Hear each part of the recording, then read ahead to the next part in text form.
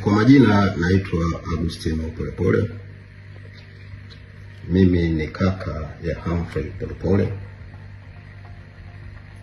Humphrey Polepole ambaye majukumu yake ya mwisho alikuwa balozi wa Cuba, ametekwa usiku huu wa kuamkia leo na ndugu mmoja anatambulika kwa jina la Mafwele. Ninaendelea kufuatilia, mitandao yangu ya kijamii iko wazi, namba yangu ya simu iko wazi. Kwa kifupi niseme Humphrey Polepole ana chipu mwilini.